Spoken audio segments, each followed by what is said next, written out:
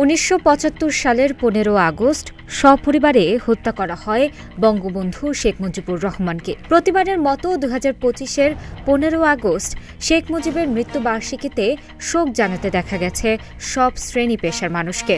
তবে এবছর শোক দিবস পালনে কিছু বিধিনিষেধ থাকলেও সোশ্যাল মিডিয়ায় সতর্কবার্তায় ছেয়ে যায়। শোবিজ অঙ্গনের তারকারাও দিয়েছেন একের পর এক শোক বার্তা। যে তালিকায় রয়েছেন সাকিব খান, জয়া আহসান সহ একাধিক জনপ্রিয় তারকা।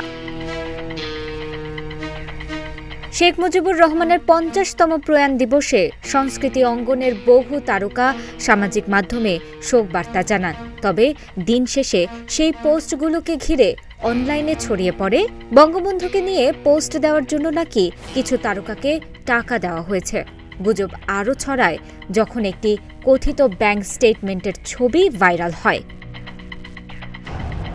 সেখানে দেখা যায় নির্মাতা ও অভিনেত্রী মেহের আফরোজ শাওনের নামের স্ট্যান্ডার্ড চার্টার্ড ব্যাংক অ্যাকাউন্ট থেকে ১৩ থেকে ১৪ আগস্টের মধ্যে ৯ জন অভিনয় শিল্পীর অ্যাকাউন্টে ২০,০০০ টাকার মতো পাঠানো হয়েছে। তারকা মহল থেকে বিষয়টি নিয়ে ভক্তদের মাঝে তীব্র আলোচনা তৈরি হয়। ফলে বিষয়টি যাচাই করে আন্তর্জাতিক ফ্যাক্ট চেকিং নেটওয়ার্কের স্বীকৃত সংস্থা রিউমার স্ক্যানার বাংলাদেশ। সংস্থাটি জানায় সেই ব্যাংক স্টেটমেন্টটি ভুয়া।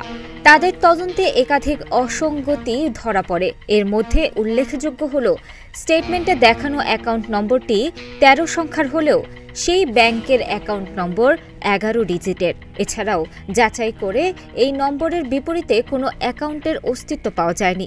সঙ্গে লেনদেনের তথ্যকেও অস্বাভাবিক বলছে রিউমার স্ক্যানার। তাদের মতে ভাইরাল হওয়া স্টেটমেন্টে টাকা গ্রহীতার নাম উল্লেখ থাকলেও এসসিবির আসল স্টেটমেন্টে গ্রহীতার নাম বা অ্যাকাউন্ট নম্বর প্রকাশ করা হয় না।